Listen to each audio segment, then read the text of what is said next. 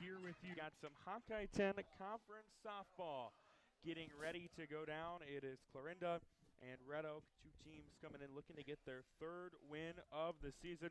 And Brian Bertini, I think this is a game that both teams feel like they got a chance of winning coming in. Yeah, Trevor, exactly right. This is that game that I think if you're looking on your schedule, how do you move up into the standings in the Hawkeye 10? These are the games you want to win. And I think both teams coming in know the importance of winning this game to get in that upper echelon, Trevor. Your Atlantic squads, your Harlan squads that look pretty salty. Lewis Central. So, and throw a Denison in there too as well. So these are the games that when you're Clarinda, Red Oak, you look at these and go, wow, these are games we need to win. And so I think both teams are going to come out. And they played, and Red Oak right here played Lewis Central really tough last night. Yeah, in one of the games at least, I know it came down to a Haley Bach walk-off. Red Oak comes in, they're 2-4 on the year. Clarinda comes in 2-3. As you mentioned, the doubleheader last night with Lewis Central. First game, they were right in again. Haley Bach had a walk-off in the seventh again. But the second game kind of got away from him a little bit. Yeah, and Clarinda, of course, ran into the beast that is Atlantic last night. Got shut out in both games in their doubleheader, which, a lot of teams are going to feel the wrath of the Trojans, I think, in that. So no harm there. But this is why I think Coach Seth Abba comes into the night for the Clarinda Cardinals thinking, hey, this is a game. Let's get off to a great start. Let's get some runs on the board, and let's put some pressure on this Red Oak team. Pitching tonight for Red Oak, it'll be Emma Bierbaum. Meanwhile, for Clarinda, they're going to go with Lily Merrill in the circle. Now, offensively for Clarinda, they've got Haley Knight as well as Jordan McQueen and Emmy Albaugh leading things off. Michaela Fichter in the cleanup spot. Kayla DeBegase is the 5-hitter. Presley Job, 6. Jillian Graham, 7. Ripley Sunderman, 8. And Lily Merrill, the 9-hitter for the Cardinals, led by Coach Seth Albaugh. Defensively for Red Oak, they're going to go, as I mentioned, Emma Bierbaum is pitching. Timberly Bentley is catching. Jaden Lindsay is playing first. At second, it's Bella Glassel. Nicole Bond is at third. At shortstop, it's Alexa McCunn. Cameron Went in left. In center, it's Cammie Porter. And Tori Went is in right field. Red Oak led by head coach Kennedy Kander in her second year at the helm there for the Tigers. Knight to lead things off for Clarinda. First pitch swung on and missed. Well, again, Bierbaum pitched a stellar game last night in an opening, a 2-1. As I mentioned, home runs were the difference. So not a lot of hits on either squad. So Bierbaum really dominant against the Titans. That's fouled along the left field line, out of play. Which, being a coach for the moment, I remember she throws a lot of strikes, and that's all you can ask for as a coach, Trevor, is get the ball around the plate and put it in play, then trust your defense. 0-2. Yeah, she's thrown a couple strikes here early on, and Bierbaum, their go-to pitcher. Clarinda's got 3 or 4 girls they're going to try to lean on this year. Here's the 0-2. Hit in play right to short, and there to get it is McCunn for 1 away. Well, there again, 3 pitches, 3 strikes, Trevor, and that's, like I said, Kennedy Candor is excited that she's got a girl that she knows we're not going to allow a lot of free passes and put girls on the bases. Again, one thing, the way this field sits, Trevor, most of the girls from Red Oak wearing sunglasses because that sun angle is pretty tough to deal with here on that left side of the infield. Second hitter is Jordan McQueen. Lefty steps up to the plate. First one misses for a ball. 1-0 the count on her. 1 away here in the top of the first. Beautiful night for softball in Red Oak. The 1-0 outside for a ball. 2-0. Umpire crew tonight. Casey Conover behind the plate. Sean Weigel on the bases tonight. So a good experienced crew. They know the conference and the area well. That one misses just out. No, called strike by Casey Conover, Riverside Wrestling coach. It's a 2-1 count. That one is outside or inside for a ball. It's a 3-1 count on Jordan McQueen with 1 away in the top of the first. Queen probably looking to take a walk here if she doesn't get the pitch she wants. And she'll swing at that one into center, and trekking back is Porter. She gets it, and there's 2 gone. She went after a pitch. She would like that high, went outside, Trevor. Got a pretty good bat on it, just a little bit too high. And 2 up to down, and Red Oak off to a good start here in the top of the first. Brings Emmy Albaugh, the second baseman, up for the Cardinals. Nobody on, 2 gone. Bierbaum's retired the first 2 batters of the night. That one misses high for a ball. It's a 1-0 count. Defense is in on the corner for the Tigers. Off the line a little bit. Got to protect that line. Liner along third base line will stay fair. That was prophetic on that, wasn't it? It was. Bond trying to get it, but that's just always something as a coach with 2 outs. I always wanted to get our girls on the line to protect that potential ball. Anything hit inside of you is, you could carry them off or get between you and the shortstop. But down the line, if you don't get it, it could potentially be a double. But held her to a single. But the Cardinals got something going here in top of the first. Well, 2-out single for Clarinda. Now up to the plate, it's a 4-hitter, Michaela Fichter. She's got the capability of going deep. Yeah, and this is a night, the breeze is kind of just not a lot of wind, Trevor, tonight. So the ball, I think, will carry any field. So the 0-1 to her, foul along the third baseline out of play, makes it 0-2. Big pitch right here for Emma, I think, Bierbaum, is you got to get something close to the plate. You don't want to pass ball, but see if you can get her to chase something here. Definitely a pitcher's pitch here on the 0-2. Runner at first, 2 gone to the top of the first. The 0-2 on its way, low and inside. Good job by the catcher, Bentley, to keep it in front of her and keeps. Yeah, it was, because if it caroms away, 2 outs, you're probably going on, movement here as a runner. So good job to keep her positioned at first. The 1-2, chopped just into the outstretched arm of Bierbaum. McCunn tried to make the play from short. Can't, the Cardinals keep the line moving with a pair of 2-out singles. Nice job, 2 strike hitting right there. Keep this alive, and Clarinda now with a girl in scoring position here, top of the first. Brings Kayla DeGase, the shortstop, up to the plate. Alba and Fichter both reached on 2-out singles, and now Kayla DeGase with an RBI opportunity. 6 on that one. It's just high for a ball. And Clarinda had a tough go of it last night, got shut out in both games. They did beat Shenandoah, though, last week, 8-6. So they got the potential to put some runs on the board. That one misses outside for a ball. 2-0 out of the count. As Brian mentioned, Casey Conover calling the balls and strikes. Shane Weigel, the man on the bases. Here's the 2-0 inside, and it's a 3-0 count in favor of DeGase. Wow, she'll be definitely taking this here, because if she gets a walk, then your potential first run of the game's just 60 feet away there at third base. The 3-0 on its way, misses outside, and the bases are loaded with a walk on DeGase. That'll put Presley Job, the first baseman, up to the plate. Again, just all with 2 outs, Trevor. So Clarinda, finding a way to scrap, get some girls on, a couple hits and a walk, and they got something working here with 2 outs in the top of the first. Yeah, Bierbaum forced a couple of quick outs. He thought this was going to be a clean inning, and now an RBI opportunity for Presley Job, as that one is inside for a ball. Wow, she's struggled there the last couple of hitters to find that strike zone. So this is a really big pitch here, this 1-0 pitch. He's got to find this one, because you don't want to go 2-0, because then your hitters really can start taking some pitches. The 1-0 with the bases loaded. Slow roller along the third baseline, coming up to it and trying to make the play at home is there on the throw from Bond to Bentley. So they get it with the 5-2 put out. You don't see that a lot. No, that was a smart play. It was a fourth in any bag. It would have been a tough play at first. She took the short out, made the play. Nice job. Good way to get out for the Tigers. Clarinda leaves the bases loaded. We go to the bottom of the first here on KMA 960.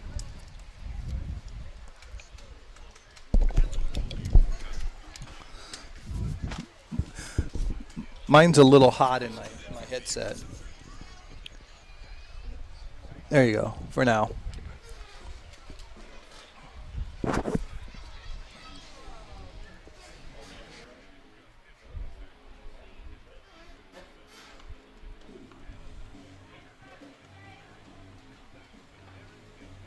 Center.com.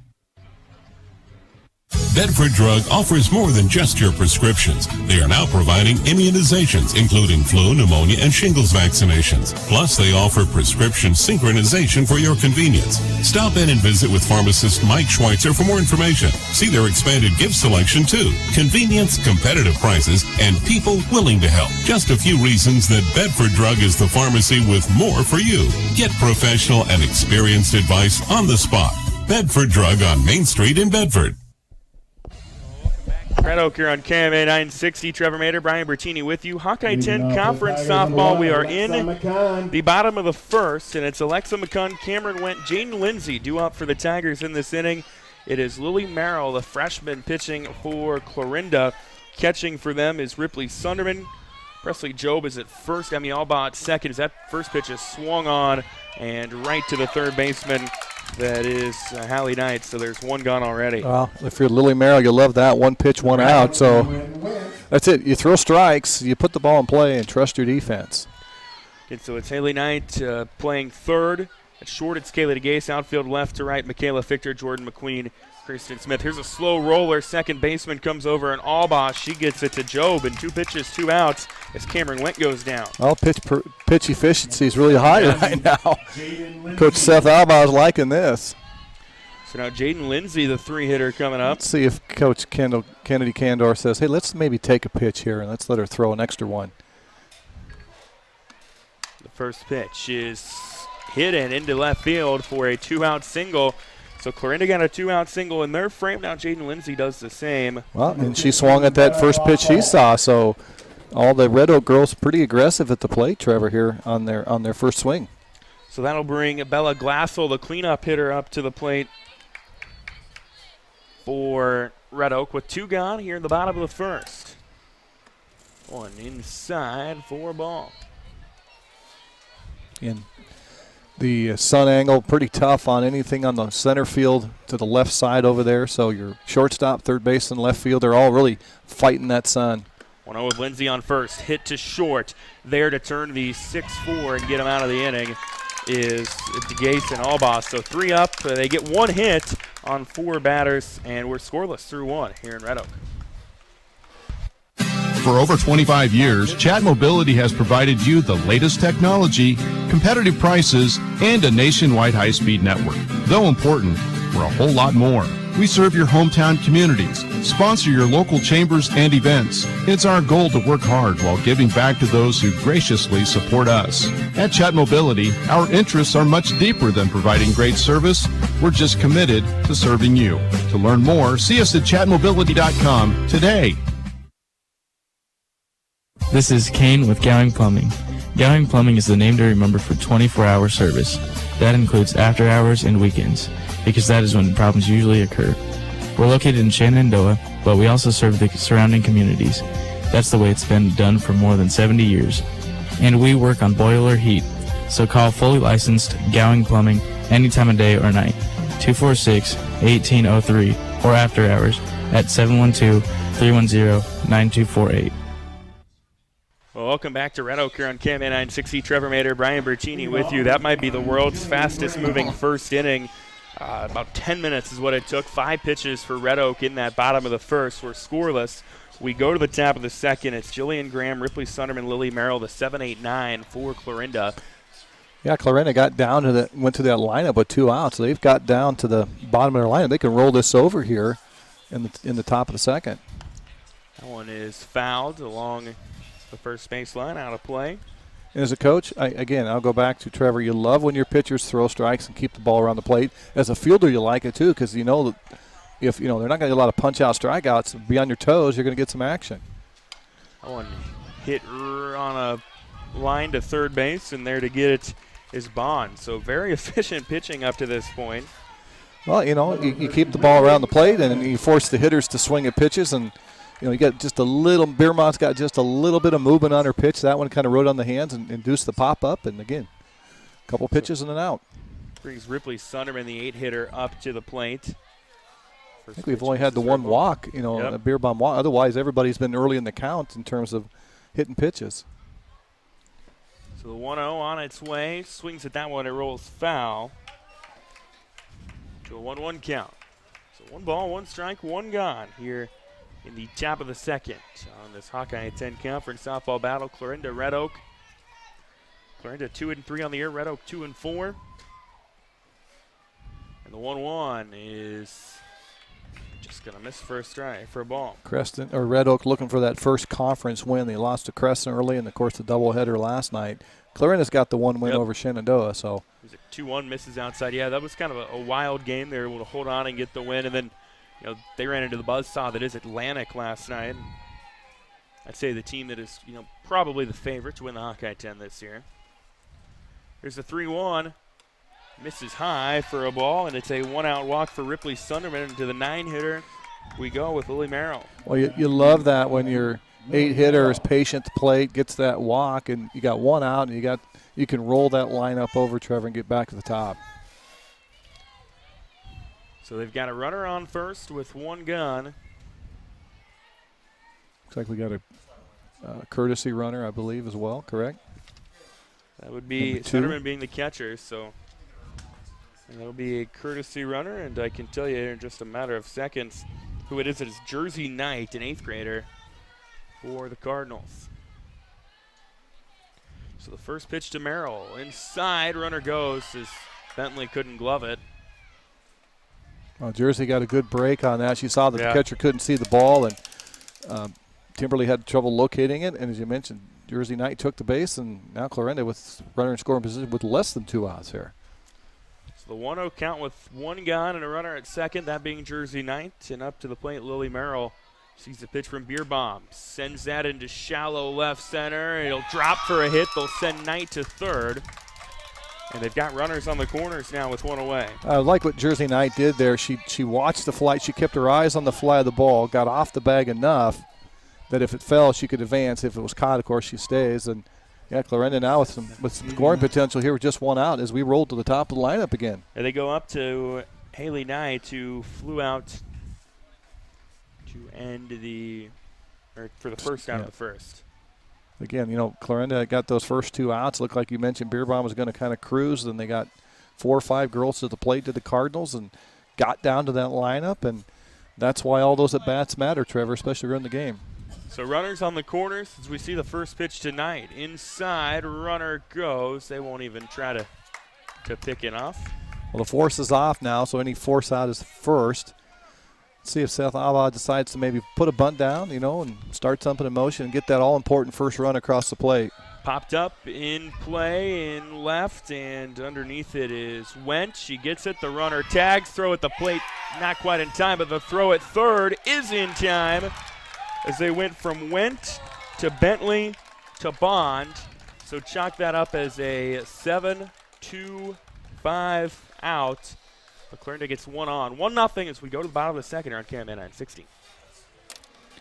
She's got a late break. HawkeyeFord.com. It's where you'll find a complete selection of pre-owned cars and trucks. It's also where you can estimate your trade-in value and receive a no-hassle quote. Since 1988, Hawkeye Ford has been offering a high level of customer service and a commitment to making the process of buying your vehicle an enjoyable one. They strive to deliver 100% satisfaction every time you visit their location on Highway 34 east of Red Oak or on their 24/7 location, HawkeyeFord.com.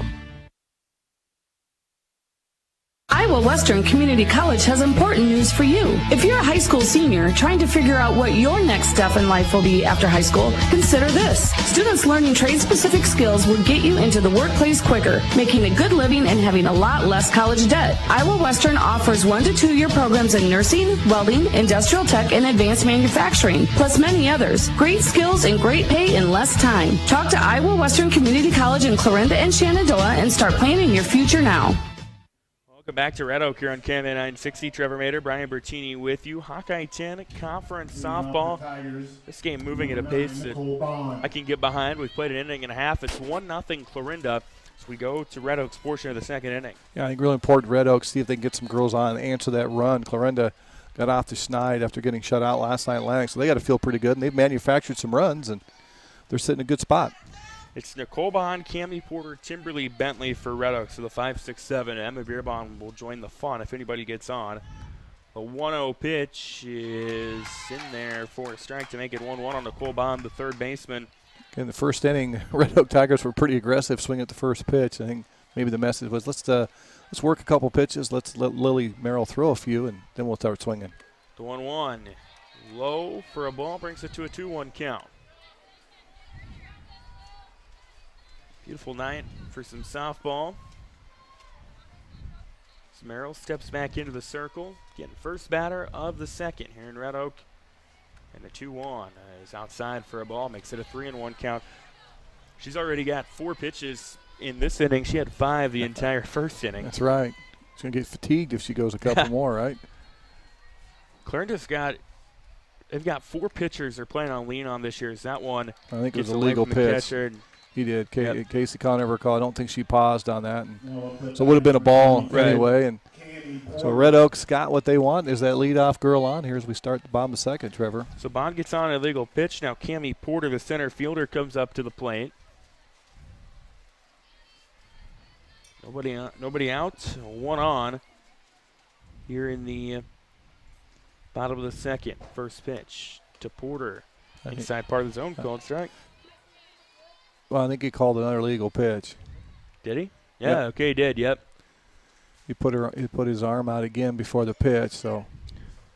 And Brian, what are some of the things that can entail an illegal pitch? Well, she might not be on the rubber. She has to be in a spot where she addresses the ball. The ball has to be in the glove. If you take it out, and right now I think good here just to reset.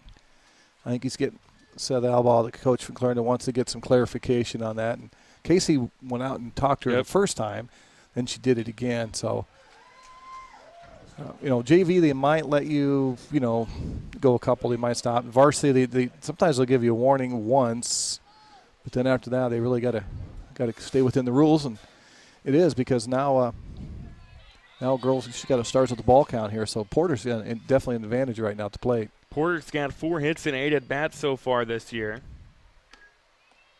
That one is inside for a ball, makes it a 2-0 count. And it's important for Lily Merrill right now to kind of refocus Trevor, and not that's done and over with. Now you got to really work on the hitter. You don't want to put another girl on base here with nobody out.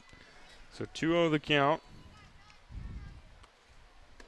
That one is just outside for a ball. Cammie Porter, 3-0 here, definitely with nobody out and runner at first. You're going to take this pitch and see if you can't get on via the walk as well. 3 balls, no strikes to Cammie Porter with a runner on. That one is just on the zone for a strike. Now that same pitch, if she gets that pitch kind of high and outside, Cammie should be trying to hit to that right side, hit behind your runner and advance the runner to second, possibly third. Again, 3-1 the count. Hit in play in the gap and right. There will not be a throw as it was bobbled for just a moment by Smith, and that puts the runner on. There it was. Great piece of hitting. Hit behind the runner. Hit to that 3-4 hole between first and second.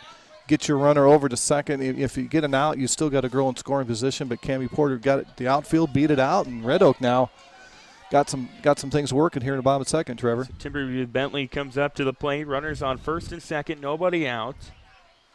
Good chance for a bunt right here. Nope, she's swinging and drops it just foul along the left field line. It didn't miss by much, did it? No. It was within a foot or so. So Timberly Bentley loaded up and was going deep right there. Yeah, she maybe a couple of feet, if that, away from being at least. Well, and the left fielder out there, she's kind of close to the line too. So that was a pretty well hit ball. So here's the 0-1 to Bentley. They've got runners at first and second. That one just outside.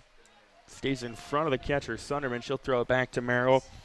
Nicole Bond got on with a illegal pitch on what would have been ball 4, and then Cammie Porter took advantage of a favorable count and singled. So the 1-1 on its way to Timberly Bentley. Misses high for a ball, makes it a 2-1 count. Good pitch right here for Bentley. She's sitting on a good pitcher's count. Merrill does not want to try to go 3-1 and potentially load the bases. So this is a good hitter's pitch right now. She's got to throw something down the middle, and let's see if Bentley can take advantage of it. 2-1, fouled back to our right. Now to play. Here's a Little League baseball game that's going on. Close quarters around here, and the backstop screen not the highest, so you really got to be kind of on your toes here, don't you? Now, Timberly Bentley only 5 at-bats this season, but no hits up to this point. Now would be a good time to get one. Yeah, she'd love to get her first one. Here's a 2-2. Slow roller to third. It can't be gloved cleanly. The throw is late as well, and the bases are loaded. It kind of stopped in front of Knight, tried to get it to Job, and just left it short. I'm going to rule out an error for the time being, but nonetheless, it's bases loaded for Red Oak with nobody out. She put it in play with the 2-2 count, and the third baseman not able to kind of come up with it cleanly.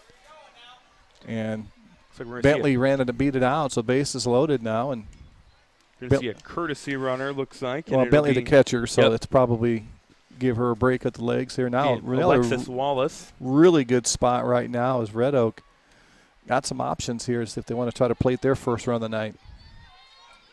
Bases loaded, nobody out for Red Oak as Alexis Wallace is the courtesy runner. Emma Bierbaum swings the first pitch. It gets by the catcher, Sunderman. The throw home is behind Merrill, and that'll score Bond safely, and we're tied. Well, good recognition. The ball caromed off to the right side there by the first base side, and the runner took advantage of it, slid to the back corner, and so Red Oak now with runners at second and third, 1 run across. We're tied and still nobody out, Trevor.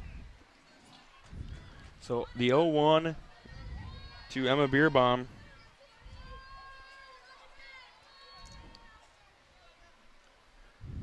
From Merrill on its way. Runners on second, third. That is hit to left. It'll drop, gets by the left fielder, Graham. It'll score at least 1. They'll send 2 around as that rolled all the way back to the fence, and 2 more across for Red Oak here in this 3-run second inning. Well, great swing by Bierbaum right there. Took advantage. She knew Merrill had to throw a strike. She laced the ball out to left field. It was going to be a single. Took kind of a short glove hop and went back to the fence. 2 runs score, and Red Oak still nobody out, Trevor. And they're not ready to quit at 3 runs, are they?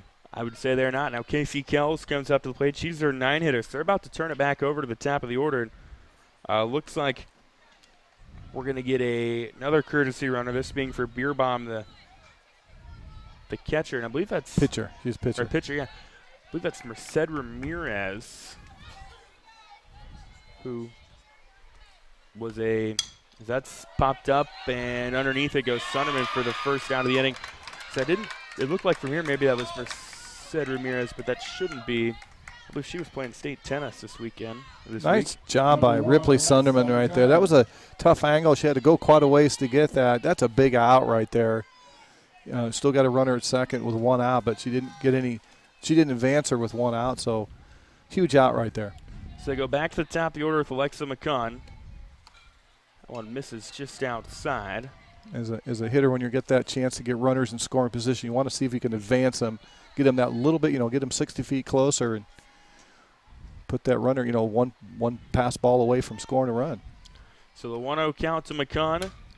Popped up, in play, coming over from second is Alba, and she's there for the second out. Good job by Lily Merrill right there, Trevor, to induce the pop-ups. 2 of them, one a foul one that Sunderman got, and this one here, infielder, and suddenly now what could have been a big inning for the Tigers. They're 1 out away from kind of getting out of here with just giving up 3 runs. Cameron Wint was a ground out back in the first inning for the second out of the game. 3-1 Red Oak, bottom of the second. Runner on second, that one on the outside part of the zone for a called strike. And Red Oak had the bases loaded with nobody out. Able to get 3 across. A couple of quick outs worked so far by Clarinda, having a chance to get out of this with minimal damage. That's swung on and missed by McCunn for an 0-2 count. Yeah, she went up and in right there and kind of tied her up. And again, good job by Lily Merrill not to give in. And what could have been, potentially a 5 or 6 run inning for the Tigers. They can limit the damage maybe just to 3. McCunn homered last night against Lewis Centrals. That one misses high and outside for a ball. Makes it a 1-2 count. Okay, runner on second. 2 gone.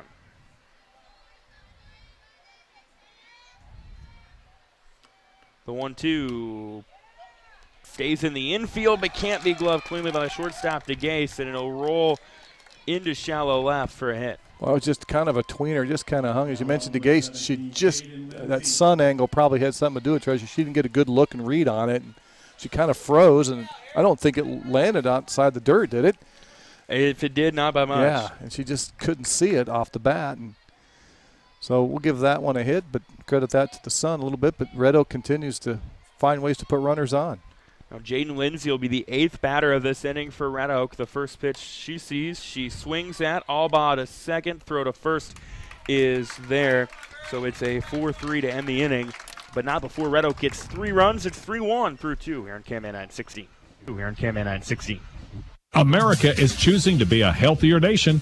That's why so many people choose a Health Mart pharmacy. Health Mart pharmacies are locally owned and offer a full range of vitamins, non-prescription medicines, cold remedies, and convenient items for you and your family. And when it comes time to have a prescription filled, you can always count on your Health Mart family pharmacy to do it right. Take your next prescription to Oakland Pharmacy in Oakland, a locally owned Health Mart pharmacy. Health Mart, caring for you and about you. Why choose Malvern Bank? Because Malvern Bank is an education bank. Malvern Bank provides online informative resources and teaches folks like me financial literacy. Malvern Bank takes the time to answer your money questions on the phone, in person, or online. As an education bank, we want our customers to be mindful about money. To become a Malvern Bank customer, visit their website at malvern.bank and be sure to follow them on Facebook and Instagram. Malvern Bank, we build community. Member FDIC. Well, welcome back to Red Oak here on KM 960. Trevor Mader, Brian Bertini with you. Hawkeye 10 Conference Softball tonight. It is 3-1 Red Oak as we go to the third. And the first batter of the inning for Clarinda is their two-hitter, Jordan McQueen. It'll be Jordan McQueen, Emmy Albaugh, Michaela Fichter due up in this inning. Yeah, I think it's important here, Clarinda Cardinals, see if they can find a way to scratch at least a run, Trevor, and get back in this ball game. It's a 1-1 count. Is Emma Bierbaum the pitcher for the Tigers tonight? Launches the 1-1. It's right back to her, and she makes the throw to first to Lindsay for the first out of the inning. Good job by Emma. Fielder position, get down, knock the ball. If you're the pitcher and you can knock it down and keep in front of you, Trevor, you're most likely going to get that out. And that all-important first out is huge if you're the team on the field. So that brings Emmy Albaugh up to the plate with one gone here in the third. She swings at the first pitch she sees, sends it back to left. It's off the fence. Just missed a dinger by a couple of feet, but she's on with a one-out single. It's a long single. It was hit hard, really hard. Line drive, as you mentioned, almost off the 180 sign down there, marking the distance by the left foul pole, and carried off. And all she could get out of that long hit was a single. Yeah, 180 to the corners, 212 to center here in Red Oak.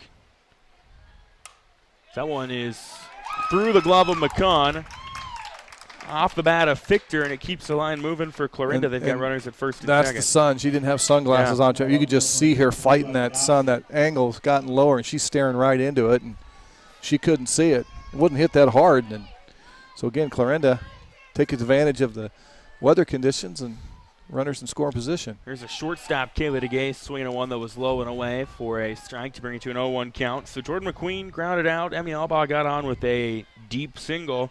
And then Michaela Fichter a moment ago able to knock a single to put Kayla DeGay at the plate with the 0-1 count. Swung on and missed that one inside as well. And they say foul tip, so it's strike two. Keeps the runners where they were. That's a big foul because the ball was loose, kicking away. It might have advanced the runners, both of them. Force is still on. That's huge for Red Oak. You've got a force in your bag right now. Here's the 0-2. Called strike three. That looked high, but they call strike three, and there's two gone. Well, the coaches, both Kennedy and Kendall, come out of the dugout. They were excited. That's a huge punch out right there as you get that out, but via the strikeout. So good job by Emma Bierbaum to go up on the zone. Her first strikeout of the night. Now here's Presley Jobe up to the plate.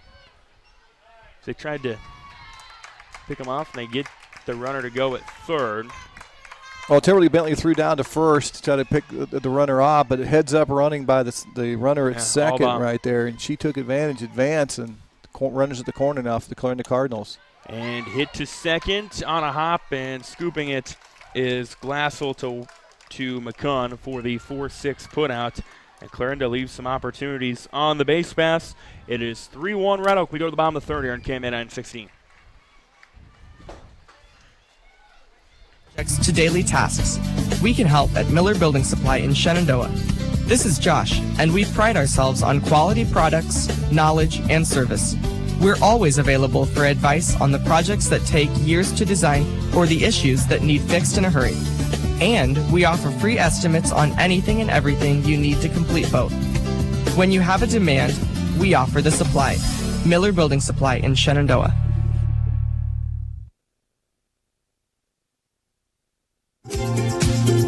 Nutrient Ag Solutions is your leading agricultural retailer of crop inputs and expert solutions. And they're your choice in the region for top-of-the-line products and customer service. When nothing short of the best is your standard, talk with Nutrient Ag Solutions in Westboro, Missouri. Coyne, Percival, and Essex, Iowa for fall application and products. Nutrient Ag Solutions, growing your crops and your bottom. Welcome back to Red Oak here on KMA 960. Trevor Mader, Brian Bertini with you. We've also video streaming online, KMAland.com. Brian, we go to the bottom of the third. It's 3-1 Red Oak, leading Clarinda as we see our first Red Oak batter of the inning, and that is Bella Glassell.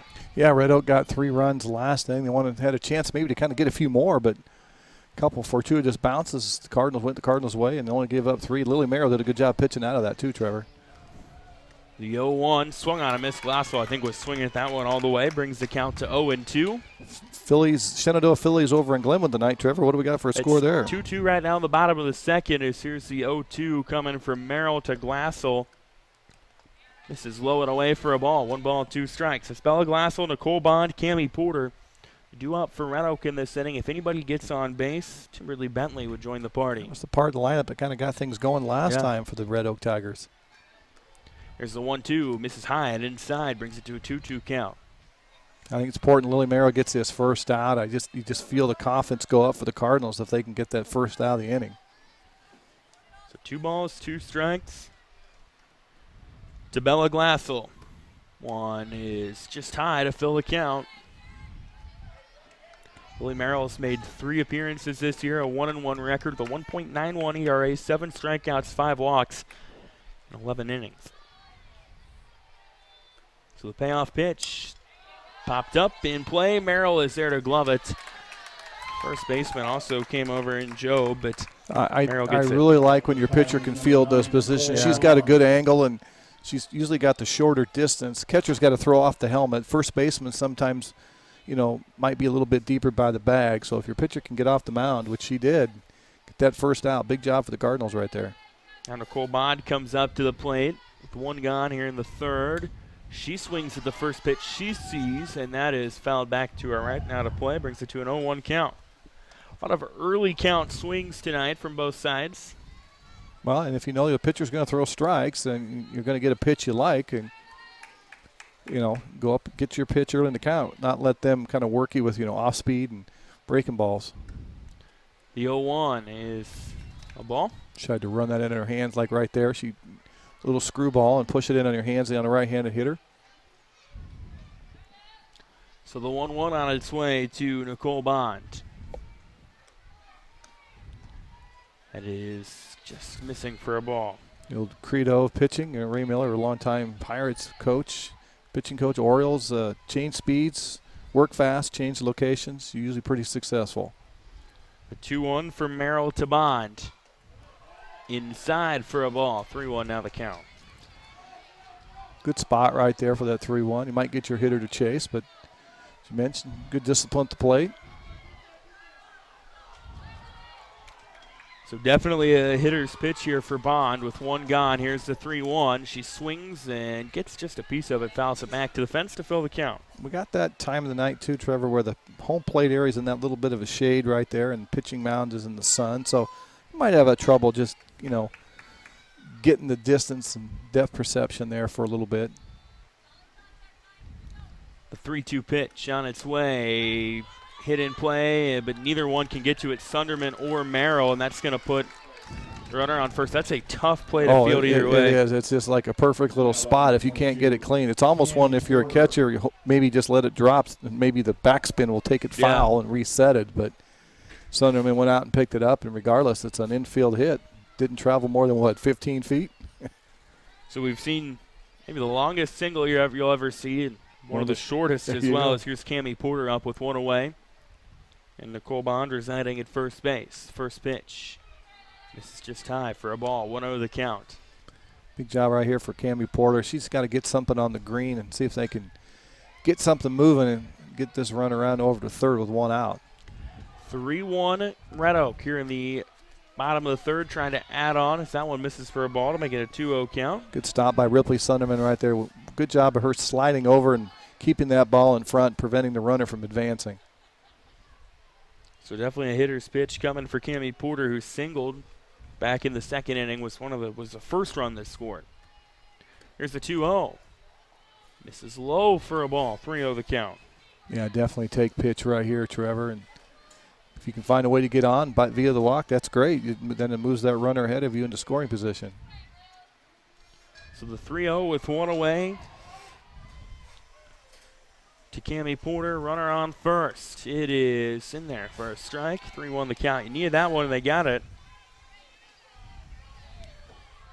Did the Clarinda defense, led by Lily Merrill pitching, Ripley Sunderman catching, Presley Jobe at first, Demi Alba at second, Kayla DeGase at short, Haley Knight at third, Michaela Fichter, Jordan McQueen, Kirsten Smith in the outfield. That one is low for a ball, and it's a 5-pitch walk to Cammie Porter.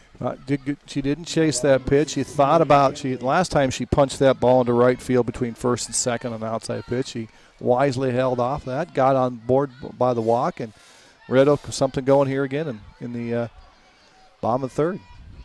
And up to the plate comes Timberly Bentley, who reached on an error back in the second.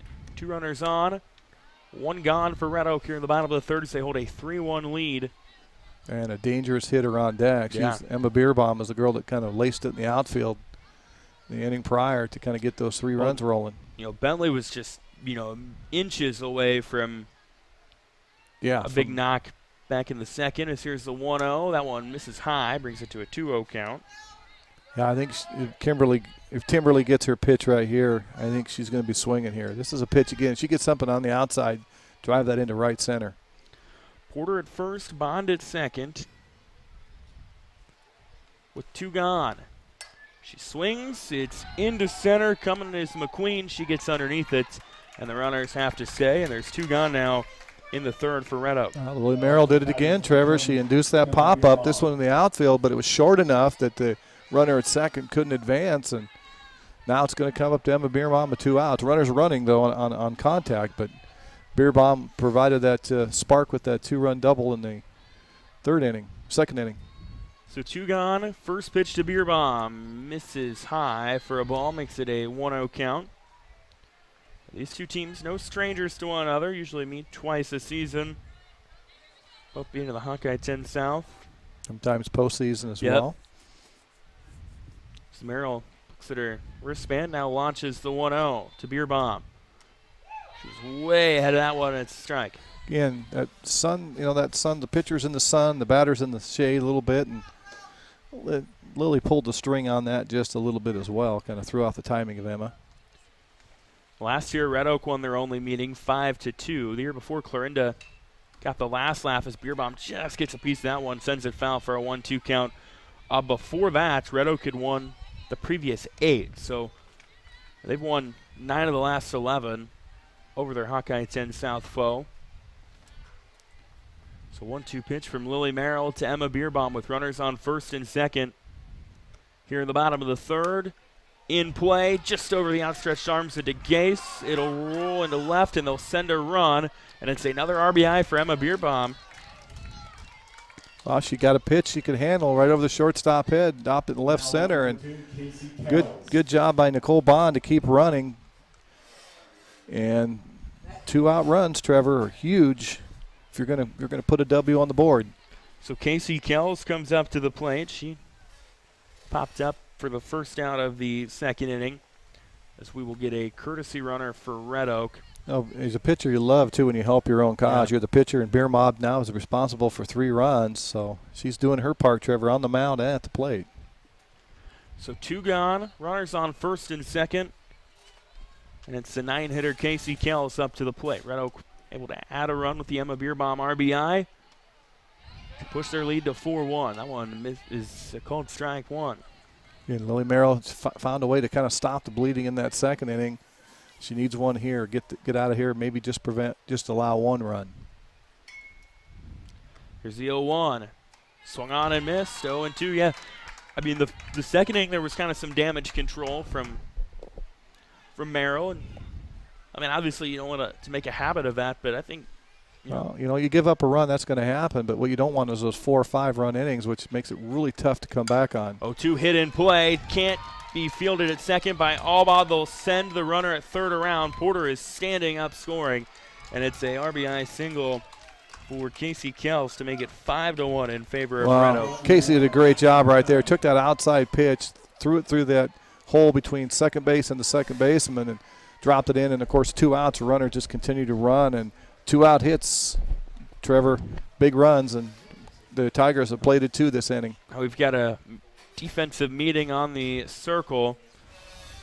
Coach Seth Albaugh and company. Now, as I mentioned, Clarinda's got about 4 pitchers they're going to try to lean on at different times this year. And in talking to Coach Albaugh the other day as well, like he said, it gives them the luxury of if for whatever reason, if there's a situation where someone gets in a little bit of a bind, they can turn to someone else. I'm not sure that's the case here, but also they've had Jersey Knight get some innings this year, as well as Haley Knight and Andy Wood. So they've got 4 different pitchers they can go with. They'll stick with Merrill, though, for the time being. Again, 2 outs. It's a 5-1 Red Oak lead in the bottom of the third. They're going back to the top of the order with Alexa McCone, who's 0 for 2 tonight with a couple of flyouts. Well, there's still some runners in the corner. Runs out there to be had if you're Tigers. And, again, you want to win games. These 50-50 games, you find ways to play 2-out runs, and Red Oak's done that here in the third inning. A pitch is inside on McCumb, but the inside part of the zone, they call it a strike. 0-1 the count. A couple options here if you're the Red Oak Tiger coaches. Do you send your runner, see if you can get a play? You got a runner at third with pretty decent speed. You might get a play and see if they try to take the out there. You can get a run home. Deal 1. Popped up in play, coming over from third and getting it cleanly is Knight, and that is how the inning will end, but not before Red Oak's able to play 2. 5-1 as we go to the 4th here on KMA 916. KMA 916. Find your place at Northwest Missouri State University. From day one, experience a university like no other. In the classroom, you'll find career-ready academic programs and hands-on learning, not to mention championship sports teams and clubs. Find your passion and your people. Plus, textbooks and a fully loaded laptop are included in your tuition, with $19 million in scholarships and aid available. They also have a 97% placement rate. Visit nwmissouri.edu to apply today. Northwest Missouri State University, where Bearcats connect. At PCSB, we believe in helping our customers and our community grow, and service is how we do it. This is about making banking better. We are here to serve.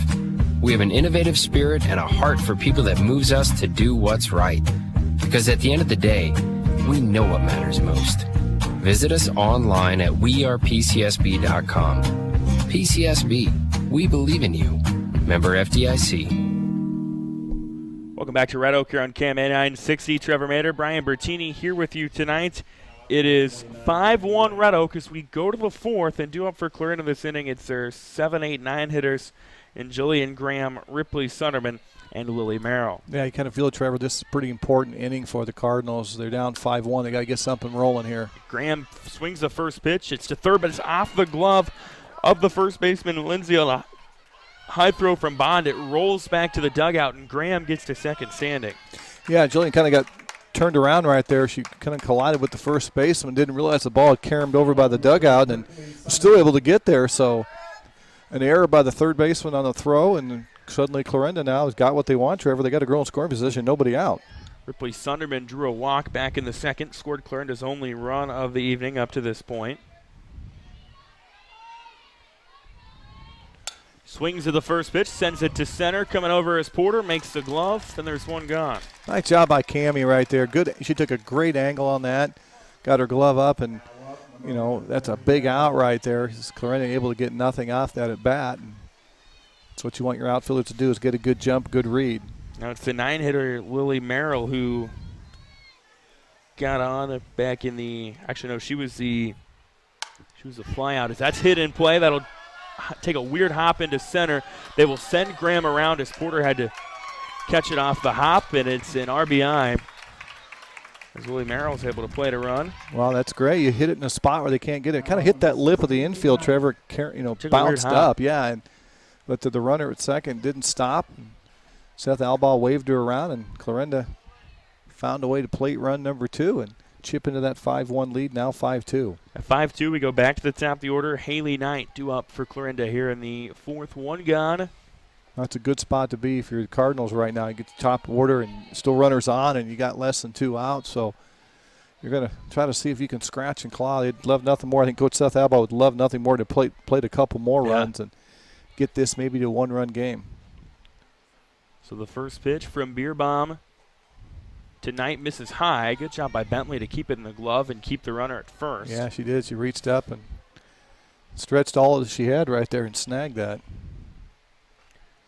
1-0 the count from Emma Bierbaum to Haley Knight. One gone. She hits that in play to short. McCunn will go to second and gets the lead runner out.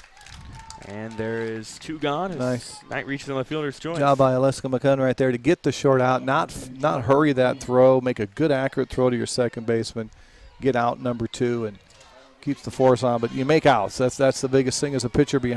You want your fielders making outs behind you.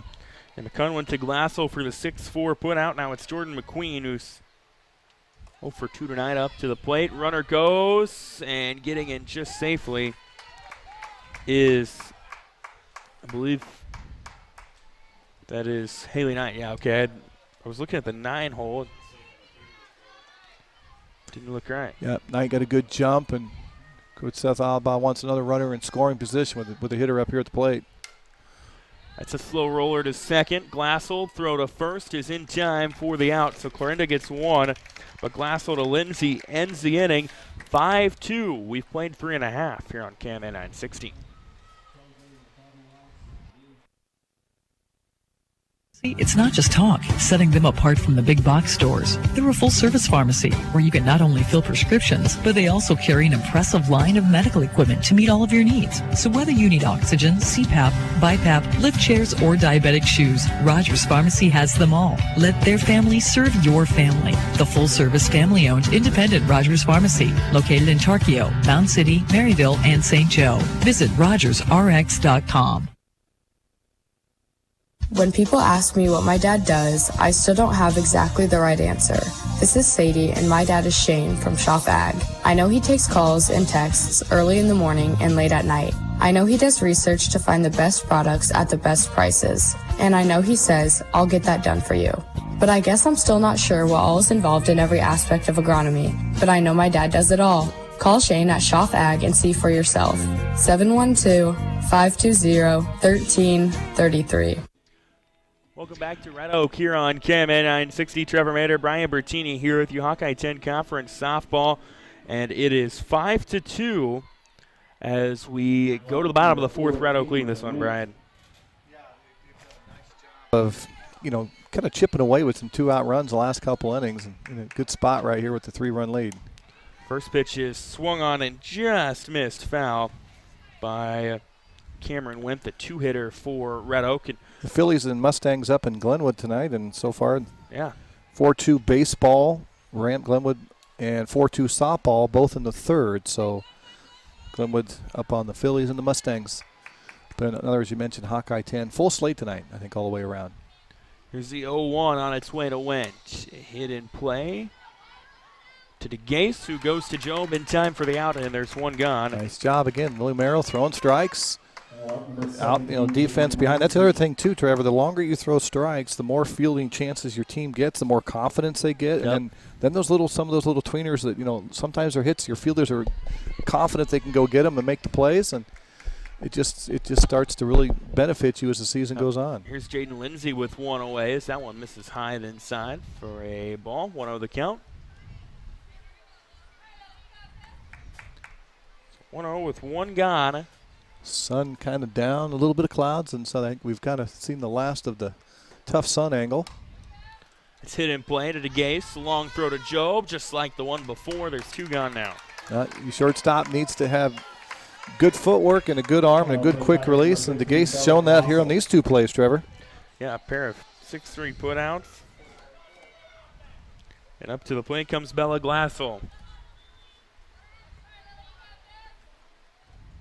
With two gone and nobody on. Quick inning so far here in Red Oak. Quick game, it feels like. Don't want to jinx it, as that one is just on the outside part of the zone. They call it a ball. I think we have a top 10 day. This is one of those where we could just package this night and just move it forward. And beautiful night, mid-70s, and not much humidity, and you could play this all year, Trevor. Here's the 1-0 on its way. It misses low for a ball. Makes it a 2-0 count on Bella Glassell. I think the heat of summer and humidity, they said it's coming this weekend. What they say, highs in the upper 80s and low 90s and humidity pretty high. So we'll have to enjoy this while we have it, right? Absolutely. Here's the 2-0 to Glassell.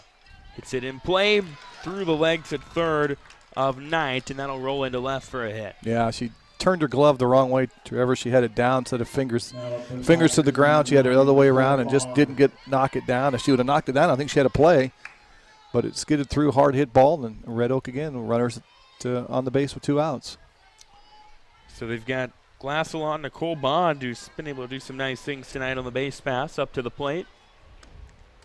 One just inside for a ball, makes it a 1-0 count. 5-2 Red Oak in the bottom of the fourth here on KMA 960 and video streaming online, KMAland.com. Bella Glassell, good speed. Let's see if Coach Candor decides to put her in motion here with 2 outs.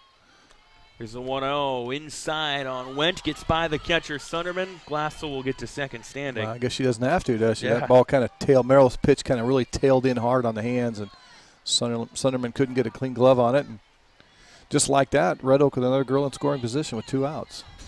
2 balls, no strikes. With Nicole Bond up to the plate. That one misses high, and it's a 3-0 count. Tomorrow night we've got Red Oak Shenandoah baseball on the KMA video stream. Also, we'll have Trainer Riverside softball on the audio stream. Brian and I will be there for that one. The 3-0 in there for a strike. And then Friday we've got Griswold Sydney softball. I'm intrigued by that one in the corner conference. Yeah, Sydney beat this Red Oak team last week, 8-3 in the Saturday on the tournament. Here's a 3-1 pitch to Bond. It's a called strike, so Merrill battling back, fills the count up at 3-2, and a big pitch coming. Yeah, good job by Merrill there. 3-0 and throwing 2 strikes in a row and battled herself back. And big pitch right here. I think just feel like Clarinda needs to get out of here without giving up a run. Here's the payoff pitch on its way. Hit in play to left, coming back, but it's over the head of the left fielder, Victor, and that'll put a run in with Glassell. And moving to second on the double is Nicole Bond. Well, Nicole did what she had to. Merrill had to throw a strike with the 3-2 pitch, and Bond jumped on that. As you mentioned, 1 hop the fence in left field, and again, another 2-out run, Trevor. And Red Oak has been really happy with their offensive performance tonight at that stage of the game. Makes it 6-2. Cammie Porter up to the plate. She singled, drawn a walk, scored twice. Her first pitch is in there for a strike. 0-1 the count. The biggest thing, too, Bond got to second, so they traded places in a sense, Trevor, and got another runner in scoring position. Red Oak only had a chance to look at 5 pitches in the first inning. They've scored 6 runs in the next 3 innings. That's hit in play to the second baseman, Alba, who goes to a knee, gets it to Job, and that is how the inning ends. But Red Oak gets one more across, 6-2, as we've played 4 here on KMA 960. KMA 960. OSI is considered a premier global food provider by many of the world's leading brands. OSI delivers leading-edge food solutions for product development as well as processing, and much of it is done from their Oakland, Iowa plant. Being a leader in the industry allows OSI Oakland to give back to the communities by sponsoring area high school events, offering special programs for veterans, and other community outreach programs. To learn more, visit osigroup.com and search for the Oakland, Iowa location. Hi, it's Alexis with Sugar Makery. At Sugar Makery, we're all about making life sweeter in our treats, in our gift arrangements, and of course in our customer service. We believe that life is made sweeter by giving back to the communities that give so much support to us, and that's why we're proud to be part of this programming. We hope you'll allow us to tempt your taste buds or help with your next customized gift arrangement very soon. Find us on Sharp Street in Glenwood and Conifer Lane in Council Bluffs and at sugarmakery.com. Welcome back to Red Oak here on KMA 960. Trevor Mader, Brian Bertini with you. It is 6-2, Red Oak leading Clarinda as we go to the 5th here in this high school softball contest. Emmy Alba, Michaela Fichter, Kayla DeGase due up for Clarinda this inning. And on the first pitch, Alba swings at one that cannot be gloved by Glassell at second base, and Alba gets on first. Well, it kind of went off the arm of Emma Beerbaum, so Coach Kender going to come out and just make sure she's okay. It's on the glove hand, but still. Hard hit ball on that first pitch, as you mentioned. Took a ricochet off, but the thing for the Cardinals is they got a girl and nobody out and on base. Yeah, and it's Michaela Fichter up to the plate. She's got a couple of hits to her name tonight. Some power in the bat, and she's going to get another one. That's off the knee of McCunn. It keeps the line moving. Well, McCunn had a little hook on that as she hit that right-handed batter. Hook that was kind of hooking. McCunn thought it was going to be straight, and she kind of overplayed that, Trevor, and come back on her right-hand side. Getting a couple misplay balls, and Clarinda got something going here. Puts runners on first and second for Kayla DeGase. The first pitch swung on and missed. He gets by the catcher Bentley. He'll move runners to third and second. So to third goes Alba, second to Fichter. It's almost better that she didn't tip that. Of course, a foul ball would have got nothing, but now you got runners up and scoring position, nobody out. So kind of a nice little fortuitous bounce there, I guess. So the 0-1 to DeGase with runners in scoring position. Just foul along the third baseline. That did not miss by much. Well, and you see Coach Seth Alba reminding his runner, stay foul, because if you're the runner and you're on the line or in fair territory and hits you, you are out. Little things like that can stop a big inning from happening. So the 0-2 from Bierbaum to DeGase. This is high for a ball. It's a 1-2 count. Good spot for Bierbaum right there. Go up and away and see if you can get your hitter to chase. But as you mentioned, DeGase discipline at the plate. Here's the 1-2. It's a called strike 3. That's the second time that DeGase has gone down looking. Well, and that's a killer right there because Coach Seth Alba knows you didn't get anything out of that bat. And even if you put something in play, they're probably going to play to run if it's on the ground, but nothing. And big punch out for Bierbaum. And now in play along the left field line, just foul is Presley Job. Well, she was about 2 feet away from having a two-run single at least, maybe a double. That would have been a huge hit. Again, Bierbaum working that outside corner pretty effectively tonight, Trevor. So the 0-1 from Bierbaum to Job is on the way. That one misses high and outside, a 1-1 count. If you're Coach Seth Alba, you want something on the ground, get a run. Anything popped up on the infield, you're going to get nothing. So you want something on the ground if you can get it here. It's fouled back to the fence, brings it to a 1-2 count again. One gone, runners on second and third. It's Emmy Alba at third, and at second, it's Michaela Fichter. And if you're Bierbaum, you want to throw something in on the hand, see if you can induce that pop-up or possibly a strikeout. Here's the 1-2. Hopper to third. The throw home for the tag does not get gloved cleanly by Bentley, and that's going to score a run and put runners on the corners as Bond made the throw to third from third to home. Well, it was a tough hop, and the runner broke on contact, and the catcher, I think Bentley, thinking that she could just was a force out, she's going to have to tag the runner, but it played it a run, and still runners at the corners now, still one out. Clarinda not done here in this inning. So Joe reaches on the fielder's choice. Here's Jillian Graham. Runner goes. They throw down the line to third as Fichter had thought about running, but gets back. And Little play right there. The third baseman comes in, and McCunn, the shortstop, slips in behind, and the runner thinks there's nobody there because she's reading the third baseman. But 1-0 to Graham. Popped up.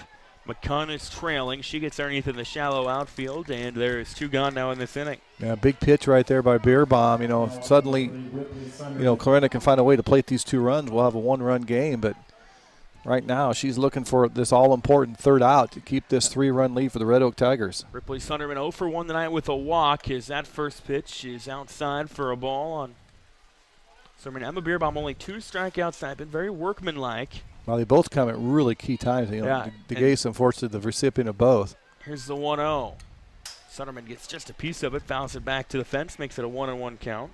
Runners at second, third, so the forced play for the infield is at 1. So anything not fielded cleanly, Clarinda might find a way to play to run. Here's the 1-1 pitch. It is outside for a ball. That's what Casey Conover will call it. Walk doesn't hurt Red Oak too much. It just loads the bases, so they'd be okay with that. Here's the 2-1. Hit in play. That was on a line into center. That'll usually score at least 1. They will wave Graham around. She scores standing, and it's a 2 RBI knock for Ripley Sunderman to make this one interesting. 6-5 our score. She did a great job. She took a pitch middle out and just drove it right through the pitcher, right past Bierbaum. And runners, of course, the 2 outs are going on contact. And there's that 2-out hit that Coach Seth Alba was looking for. And suddenly, as you mentioned, Trevor, Clarinda now within 1 run, and that Ripley traded places and she moved to second. So she's also in scoring position, potentially the tying run. So we go to the 9-hitter, Lily Merrill. Also, we've got a courtesy runner for Sunderman, the catcher. And that'll be Jersey Knight, an 8th grader, set to maneuver the base pass for Coach Seth Allbaugh's squad. 6-5 Red Oak, top of the 5th. Here's the first pitch to Merrill. 2-hopper to short, can't be gloved cleanly by McCunn. It was off her shoulders, there will be no play.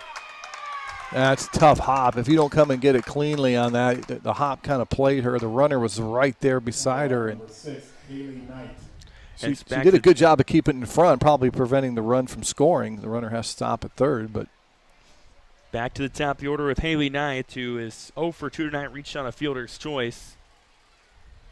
Back in the 4th. 2 outs, top of the 5th, 6-5, Red Oak holding on to a lead. If you're Clarinda, you're right where you want to be, Trevor. You're top of the lineup up here at Haley Knight, and she's got a chance to tie this game up.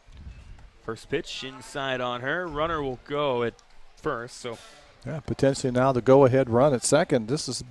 Clarinda's done a lot of damage here in this inning on 2 outs.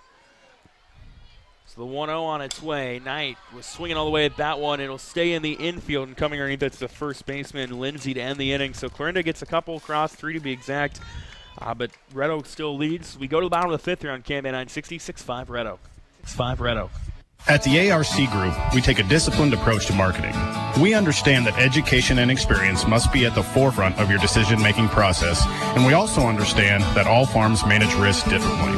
This is Tim again with the ARC Group. I would like to meet with you, learn about your operation, understand your short and long-term goals, and then together we form a plan to maximize profitability on your farm. Call me at 712-370-3497 or visit us at agrisconsulting.net.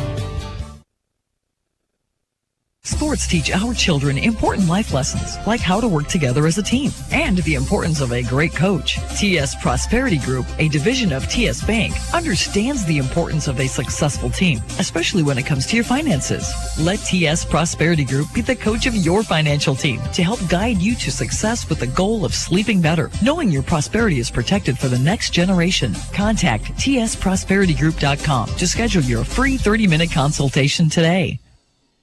Well, we go to the bottom of the 5th here in Red Oak on KMA 960. Red Oak holding on to a 6-5 lead over Clarinda. It's Timberly Bentley, Emma Beerbaum, Casey Kells, the 7, 8, 9 hitters for the Tigers. Lily Merrill in the circle for Clarinda. The first pitch is on the way, and it's inside on Bentley. Bentley 0 for 1 tonight on a flyout, also reached on an error. Well, this is part of the lineup for the Tigers that have done some damage this bottom half, and they've been responsible for, Emma Beerbaum, 3 of those runs. The 1-0 count from Merrill to Bentley. Into left center, and underneath it cleanly is Fichter, and there's one gone. Yeah, big job by Lily right there, Miller, for the Cardinals, get that first out. And, if you're Red Oak right now, you saw the Clarinda Cardinals put up 3 in their top of the 5th, and you're going to see if you can answer, at least get one crooked number up there and, add to that, add to your lead. Emma Beerbaum set a stellar night for Red Oak. She sees the first pitch, swings, just misses it for a strike. 0-1 the count. Merrill knows that, and she's working her away. That little off-speed pitch on the outside half, and it's had a little bit of tail on it. 0-1 the count.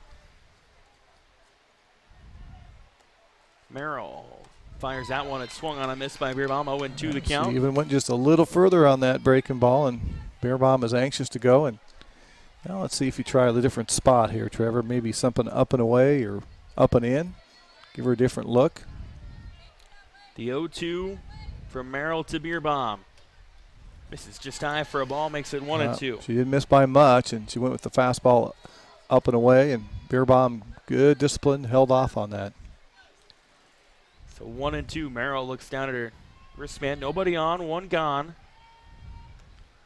1-2 on its way along the left field line. Tracking back is the third baseman, Knight, but it's out of play for strike 2. Good job by Leah right there. She went inside the hands and get Beerbaum tied up. She's got some power, as we saw. She's banged a couple into the outfield, one off the fence her last time, Trevor. So you don't want to let her get her arms extended. 1 ball, 2 strikes, 1 gone. Red Oak clinging to a 6-5 lead here in the bottom of the 5th. That one is chased by Beerbaum and missed. And that might be Merrill's first I think it strikeout is. of the And she night. went Yeah, it up in the is. zone. That's a big strikeout because that's the girl that's been kind of responsible for doing some of the damage. So Clarinda now, good shot here. Good spot with 2 outs here in the bottom of the 5th. Casey Kells has a hit tonight to her name. She sits on the first pitch. It's outside for a ball. Makes it a 1-0 count. She's the 9 hitter for Red Oaks. They're going to turn it back to the top of the order if Kells can keep this inning alive. Here's the 1-0, high off the glove of the catcher, Sunderman.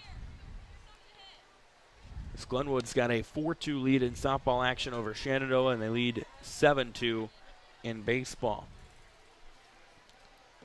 Shenandoah had a wild baseball game last night against St. Albert. They did. St. Albert, a big comeback, down 12, right? Yeah, they were down 12, ended up winning 20-16. Here's the 2-0, swinging all the way was Kells. Well, Merrill's done a really good job this inning, Trevor, kind of mixing some pitches, changing a little bit of speeds and locations, and she's got herself in a pretty good spot here. The 2-1. In their first strike, 2-2 the count. Well, you got to like the competitiveness. She has not give up. She had that couple innings, in the second and third innings where she kind of gave up some runs, but she settled down nicely. 2 balls, 2 strikes with 2 gone. That pitch to Kells swung on and missed to end the inning. And it's a clean inning defensively for Clarinda. 3 up, 3 down for Red Oak. We go to the 6-5 here on KM 916. 916. Seeing is believing. That's what you'll hear from customers that choose Barrett Auto Center of Glenwood time and time again. Barrett customers come in for vehicles and service work, but they come back for conversation and honest advice. They want one of the largest pre-owned and fully serviced inventories in KMA land, and they return when they've gone elsewhere and it just isn't the same. See and believe for yourself how little differences add up to a better car buying experience. Come back to Barrett's and Barrett'sAutoCenter.com. Bedford Drug offers more than just your prescriptions. They are now providing immunizations, including flu, pneumonia, and shingles vaccinations. Plus, they offer prescription synchronization for your convenience. Stop in and visit with pharmacist Mike Schweitzer for more information. See their expanded gift selection, too. Convenience, competitive prices, and people willing to help. Just a few reasons that Bedford Drug is the pharmacy with more for you. Get professional and experienced advice on the spot. Bedford Drug on Main Street in Bedford. Welcome back to Red Oak here on KM 960. Trevor Mader, Brian Bertini with you. 6-5 Red Oak. We go to the 6th, and it's the 2-3-4 hitters for Clarinda this inning with Jordan McQueen, Emmy Albaugh, and Michaela Fichter. Red Oak trying to hold on and get the win. Well, it's kind of what we thought at the top of the broadcast, Trevor. This team was going to come down to one or two runs either way. And it's been a pretty clean game. We've had a few things, but not many walks, and both teams have done a pretty good job of scoring some runs with 2 outs. So the 2-0 count out of McQueen misses outside for a ball, makes it a 3-0 count. Red Oak last night, doubleheader with Lewis Central, had that 2-1 great game. They come up just a little short first game, so they proved they can battle with some of the top teams in the conference. Here's the 3-0. It is in there for a strike, brings it to a 3-1. Jordan McQueen 0 for 3 tonight. A couple of ground outs and a fly out. Now she gets on via 5-pitch walk. Well, that's right where you want to be, is get that leadoff hitter, top of the 6th, down a run. So if you're Coach Seth Albaugh, you're probably thinking, let's get the game tied, Trevor, before we go ahead. So you're down to your late innings here. You got to always think, let's find a way to extend the game if possible. So up to the plate comes Emmy Albaugh. She's got 3 hits tonight. The runner goes, and sliding in safely to second is McQueen. Timberly Bentley's throw just a little offline right there, but a good jump by, as you mentioned, McQueen. So now you got a runner in score position with nobody out second base. Now this might be a situation you see if you can't put a bunt down. Albaugh's got 3 hits tonight, trying to make it 4, and it rolls foul just in front of the third baseline as Bonded came over to try to make a play on it. And Albaugh earlier had a shot to left that maybe the longest single you'll ever see as it bounced off the left field fence, but just the way it landed, She can only get a single out of it. She puts that one in the air. Coming over from third is Bond. Tracking foul gets underneath and it. that's the worst thing you can do is hit a ball either to the corner on the ground hard or pop it up on the infield, and that's what you did because now you got nothing out of that. And again, kind of a missed opportunity right there for Emma Albaugh to advance a runner. So one out, and Emma Beerbaum takes a sigh of relief, and she goes to work again. So up to the plate now comes Fichters. That one rolls foul. And again, if you're Red Oak right now, you want an out, fly out maybe, or ground out, get that second out and strand this runner. Again, Jordan McQueen resides at second, got on via a walk. As the 0-1 on the way, Fichter swings and sends it foul along the third baseline, out of play. Beerbaum working real quick, throwing a lot of strikes, and she's got herself in a really advantageous count right now, 0-2. Fichter's got some power in the bat. She fouls that one off. See, Beerbaum got that little sinker right there, kind of working down that zone, little drop, and trying to induce that ground ball. And big pitch right here. Fichter going to play collegiately at Southeast Community College in Beatrice. Here's the 0-2 in play, into center. That is back. That is back. That will be gone. That was straight from us, and Michaela Fichter with a 2-run shot gives Clarinda the lead, rather. Wow, she got it. It's out of the 6. Beerbaum got a pitch up in the zone, and as you mentioned, just right on cue, the girl's going to go play a little college softball, so her team that she's potentially going to play for is going to love that. And what a big swing right there, and just like that, Trevor, Clarinda with a 7-6 lead here in the 6th inning. So Michaela Fichter goes yard, and it's 7-6 Clarinda. Kayla DeGase, who's had some woes tonight at the plate, 0 for 2 with a strikeout with a walk. Yeah, we weren't quite sure when she hit that if it was going to clear the fence. We knew it was probably going to be between outfielders. And from where I'm sitting and where you're sitting, it's really tough. I mean, we're straight away from it. Here's the 1-0. DeGase inside swings, makes it a 1-1. We knew that it wasn't, neither outfielder was probably going to get to it because it was right in between them, but it just kept carrying. And as we mentioned, pretty nice night tonight, and landed about 10 feet behind the fence. And whatever it was, the Cardinals love it because they got the lead now. Here's the 1-1 to DeGase, inside for a ball. Always love when I can tweet hashtag who homered. Well, that's, again, the timing of when you get those hits is huge. And Clarinda just kind of found a way to scrap through, and Trevor, and put themselves in a spot. They were down, 5-1, never really felt like they were out of it. They just found a way to get in it, and you wait for your moment, and Michaela Fichter did it. There's Kayla DeGase at the dish with the 3-1. That is in play. Coming up was Porterville. Stay in the infield. McCunn gets underneath, and there's 2 gone.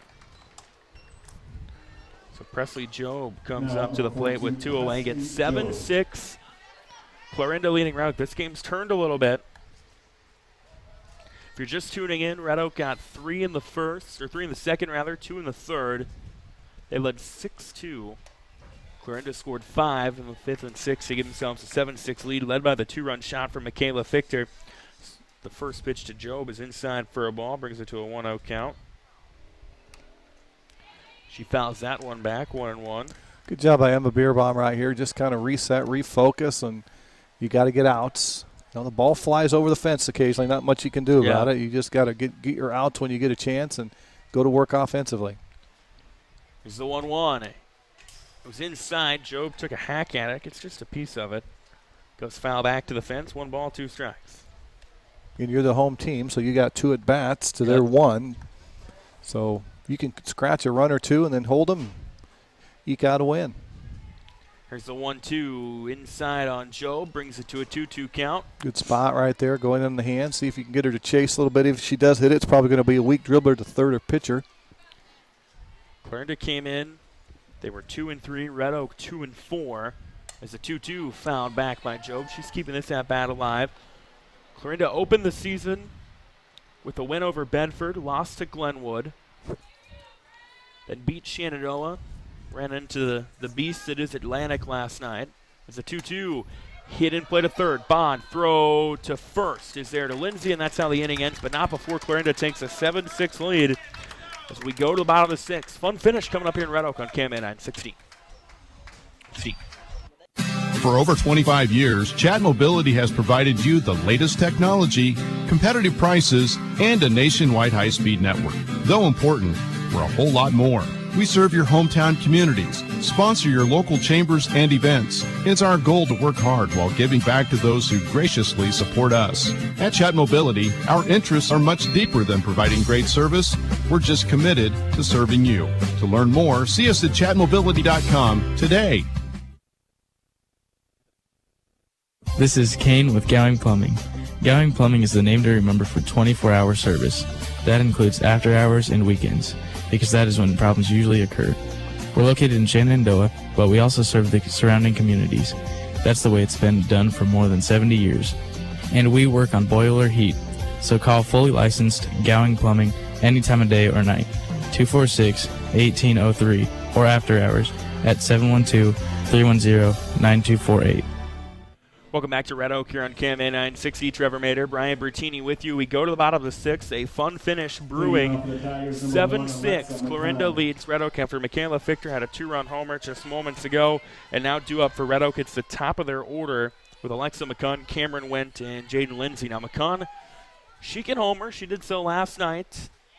That one was in there for a strike, and she did so last night with a brand new bat as well. Well, just right now, if you're Coach Cantor, you just want your leadoff girl to get on, and then we'll go from there. And again, tie the score up, then we'll see if we can go ahead and hold them in the seventh. Here's the 0-1. Slow roller. Does it stay fair? It did. Sunderman down the line. Dropped the ball. ball. And, first Alba base had to come over from second. Sunderman made a good job, Trevor, to get that. It just kind of died in that soft dirt right there by the line, and she got out of the box well, and the third baseman kind of fumbled the ball and runner it safe. So no matter how you get there, it just matters you get there. So that might be the shortest single you ever see. That one, stopped just a couple of feet in front of Sunderman, and she was kind of in that, darned if you do, darned if you don't, and tried to throw it down the line. Albach came over to cover from second, but McCunn, what you do is you don't quit running. You just go. They'll always call you back if it's foul. That brings Cameron Wendt up to the plate with nobody out. Here in the bottom of the sixth, she lays down a bunt. It doesn't make contact, and it's an 0-1 count. And Coach Cantor thinking we're in the bottom of the sixth here. We at least got to tie this game going to the seventh. So find a way to tie the game, then see if you can work on taking the lead. So a runner at first. With the pitch on its way to Wendt. Shows bunt again. That one popped up. That's dangerous. Anytime it does that, it rolls foul, makes it an 0-2 count. Yeah, you always work on your hitters. They got to get the bat barrel out in front of the plate. If you don't, you get the angle wrong, it's gonna go off to the side. And there's still a school of thought, even with 2 strikes. Try a bunt. And it's if she throws a strike, what you want to be careful of is you don't hit a line drive here. Here's the 0-2 from Lily Merrill to Cameron Wendt. Fouled along the third baseline. Clarinda, I mentioned their pitching, Brian. Not only do they have 3 or 4 girls they can go with, they're all pretty young as well. They're going to be a team that I think is going to continue to progress throughout the year and the next couple of years. You rack up some innings, get some game experience, and then, tonight's a nice, comfortable night to pitch, but that's fouled along the third baseline. There's going to be some nights if it gets in the upper 80s and pretty humid, and you don't want to tax some of your pitchers. You can, especially if you've got a lot of games. We're in that point of the season, Trevor, where 4 or 5 games a week, possibly more. You play on the weekend, so it's nice to have that collection of pitchers you can go to. They've got Jersey Knight, who's an 8th grader. Haley Knight, the oldest one's a junior. Lily Merrill, a freshman. Andy Woods, a freshman. So a lot of youth in the circle for Coach Allbach's squad. Here's the 0-2 to Wendt. She spoils that one. Back off the press box here in Red Oak. So Merrill doing a good job throwing strikes, and Cameron Wendt doing a good job of fighting off some extending this at bat. Trevor's going to try to get a pitch she can handle and put it in play.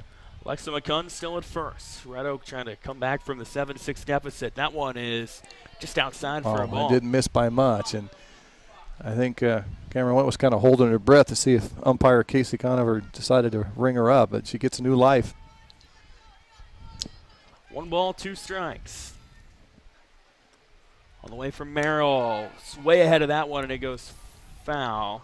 Well, luckily for her, she was in the box. If she was out of the box, then it's a dead ball, batter's out. So just ends up being a harmless foul ball right now. So 1 ball, 2 strikes to Cameron Wint. I think Coach Albaugh wants an explanation on. You can check with Shane Weigel on see if he got a better look at that and see if it hit her outside the box. Of course, part of the batter's box has been obliterated by the batters at this point of the game, so kind of really hard to judge where it's at, isn't it? Again, Shane Weigel on the base pass. Casey Conover behind the plate. Casey's brother Chris, the softball coach at Riverside, will have their game tomorrow night on the KMA Extreme Riverside at Trainer. How's that for a plug? The 1-2 to Cameron Went from Lily Merrill on its way. Runner on first, nobody out. Into left, coming over is Victor, and she's there for the first down of the inning. That's a big out, and it was going to land fair, so she has to get to it and strand that runner. Don't let her advance, Trevor. And so a runner at first, now 1 out, and Red Oak looking for that ball hit somewhere in the outfield. I think here they can at least get a girl to third, if not maybe try to score. Jaden Lindsay 1 for 3 on the evening. With 1 gone, and Alexa McCunn at first. Lindsay swings to the first pitch. That was a little inside, but it's a strike on the swing. 0-1 the count. McCunn's got pretty good speed. I'm surprised Kander hasn't sent her to see if he can put some things in motion. And 0-1 to Jaden Lindsay. The runner on first. Swings at that one on a line to third. Throw is there in time to Job.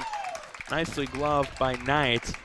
That's the thing, get an out. And then Coach Albaugh just wants an out. Hey, I know maybe you could go short, third to second, but when you get to that all-important second out, Trevor, that's huge. No matter what happens, get an out, and that's exactly what they did. So Clarinda 1 out away from kind of getting out and retaining this lead. Bella Glassel's got a single tonight. She sits on that one. It's in the zone for a strike. 0-1 the count. Tying run at second with 2 outs. So both teams have been pretty good tonight, scoring with 2 outs, and Red Oak would love nothing more to plate this one and tie this game up. Runner at second, the tying run. That one misses outside as Sunderman tried to frame it a little, but it was just a little too far outside to get Conover to bite on that. Both pitchers tonight have been pretty effective. Yeah. They've really kind of pulled it together. Looked like things might get away from them. They rallied it in and responded well. Here's the 1-1 on its way. Misses low for a ball. Runner will go throw down the line tonight, who had to she made a huge save, Trevor. Yeah. She just saved the tying run right there, because if she doesn't get it, there's a lot of foul ground on that left field line, isn't there? That's one of those plays that, if this result stands, you can look back on and say, hey, that could have been the factor. She had to extend completely out to keep that from rolling. So much foul. Yeah, she would have never got it. McCunn would have scored easily. But it moves the runner up. Tying run at third. That's hit in play off of Knight, and that'll score the run. So with Bella Glassel. In a sense, good base running by McCunn to advance on that. And even though she didn't make it, but the ball hit hard now. She's at second, Trevor. She doesn't score, does she? No. And we are tied at 7 here in the bottom of the 6th with 2 outs. I talked about how the pace of this game had been moving quick. Is up to the plate is Nicole Bond, and I really wonder if I didn't give us extra innings by saying that. Both teams are scrapping, and they're finding ways to score runs with 2 outs, and that extends his innings. Here's the 0-1. Bond has had herself a night, definitely early on. She sits on that one, and it's a call and strike. Makes it an 0-2 count. This might not be a bad spot. 0-2 count. You got a pretty good hitter. You could, if not worst case, you start with her at the lead off the bottom of 7. See if you can start a runner in motion here. And if you happen to get a ball in the outfield, you might score a run even on a single. The 0-2 with 2 away. That was kind of high. She swings at it. Sunderman lost it for a moment again. That's a really tough play because you got to shed the equipment. You're trying to track it. Well, and there's a little overhang on that fence, so you're worried about, is it going to hit that? And it wasn't up in the air very long anyway. No. Tough angle, so new life for the batter. 0-2 with 2 gone. And a tie game, bottom of the 6th. Here's Nicole Bond. She reached on an illegal pitch. Reached on air and doubled tonight. She swings at that one. It's going to stay in the infield. Knight gets underneath it, and it ends the inning, but not before Red Oak ties it. So we go to the 7th. Buckle up. Fun finish here in Red Oak. 7-all on KMA 916. Clear skies and quiet tonight with a low of 56. Southerly winds around 5 miles per hour. Mainly sunny skies and calm. Tomorrow, high temperatures reach up to 84. Mainly clear skies and quiet. Tomorrow night, lows level off around 60. Turning warmer Friday and Saturday with highs in the upper 80s. Once again, a low of 56 tonight. Highs reach 84 tomorrow. A low of 60 tomorrow night. I'm weatherology meteorologist Laura Lockwood on KMA. Right now, 75. And welcome back to Red Oak here on KMA 960. Trevor Mater, Brian Bertini with you. Brian, we go to the 7th. We're tied at 7. Couldn't ask for much more here tonight. 7 runs for each team, and we're in the top of the 7th. So if you're Red Oak right now, you did what you wanted to do in the bottom of the 6th, Trevor. You got the game tied. So if you can hold them here, all you need is 1 in the bottom of the 7th. If you're Clarinda, you want to put pressure on the Red Oak team here by finding a way to score a run and forcing them to have to answer that. But, of course, it's the key here is getting this leadoff girl on, start your inning.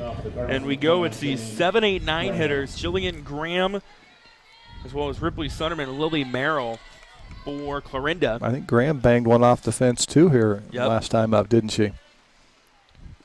And she had a 2 RBI shot earlier. The first one was a 1-0. That one misses high, makes it a 2-0. If you're Beer Bomb, you do not want to offer the free pass here. You got to make the girl earn it at the plate. If you're just tuning in, Red Oak led 5-1 after 3, 6-2 after 4. Clarinda got 3 back in the 5th, as here's the 2-0 count, misses high. Michaela Fichter hit a 2-run homer in the 6th to give Clarinda the 7-6 lead. Red Oak got a run back with some nifty base running by Alexa McCunn to tie it at 7. Could not get any more across, and now a 3-0 count to start the frame for Graham. Misses low, and it's a 4-pitch walk. Well, it's exactly what the Cardinals wanted as they got Graham on. Let's see if they decide to maybe do a pinch runner here since we're in the top of the 7th, which I think Coach Seth Albaugh is going to do that. Yeah, he will make the choice. Number 2 for the Cardinals. And that is Jersey Knight. Yeah, she came in as a courtesy runner, so now she's officially in as a pinch runner. But that's a good move. Jillian Graham did exactly what she really didn't have anything to swing at.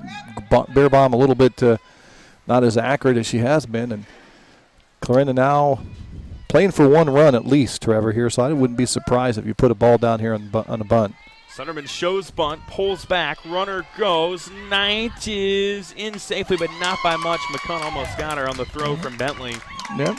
Timberly did a good job. The pitch was kind of down. She had to go pick it up out of the dirt with her glove, made a throw. It was close, but Knight, again, I think it's her second stolen base. She advances, and now, again, I think another bunt in order here. You want to get that runner to third with 1 out. Again, if you're Coach Albaugh. 7-7, top of the 7th. Sunderman again shows bunt, pops up out of the glove of Bentley. Oh, Bentley had a double play because the runner had taken off, and if Bentley catches that, which was in her glove, she turns and throws. It would have been 2 outs, nobody on. Instead, new life for the Clarinda Cardinals. So 1 ball, 1 strike to Ripley Sunderman, the catcher. Yeah, she got that. Coach Albaugh is kind of get that bat angle down low. Again, shows bunt. Gets it down low, but too low. It goes foul. Makes it a 1-2 count. I think it caught a piece of Bentley. Yeah, right under the rib cage, I think, on the chest protector. And Coach Kennedy Kander will come out. One of those, it's just an awkward spot as she kind of fouled it off, as you mentioned. 1 ball, 2 strikes. Top of the 7th, nobody out. A runner at second representing the go-ahead run for Clarinda. Here in this Hawkeye 10 Conference softball battle, Ripley Sunderman at the plate. If you're Sunderland, I think right now, find a way to hit a ball to the right side, Trevor. You're left-handed, pull the ball first or second base, advance the runner, and it's going to end up being like a bunt. What you wanted to stay away from is the pop-up. Yep. The 1-2 on its way from Beerbomb to Sunderman. She knocks that to second. It gets in the gap. They will send the runner around, and it's a go-ahead RBI single for Ripley Sunderman as Knight scores standing up, and Clarinda's got an 8-7 lead. Well, she did exactly what you need to do. The lefty right there hit it by the pitcher. Once it got by her and through the gap between the second baseman and second base, she found that runner. Runner scored, and Clarinda got exactly what they wanted, was that run to take the lead here in the top of the 7th. Now we go to the 9-hitter. That is Lily Merrill. She's got a hit to her name tonight. Also reached on air. He might decide to go, since Sunderland's the catcher, maybe go back to the courtesy runner here, Trevor. Or if you trust your runner, if that's your best option, you keep her out because every run is huge right now. See what Coach Alba decides to do in his third year in charge of the program there in Clarinda. Him and assistant coach Brad Knight.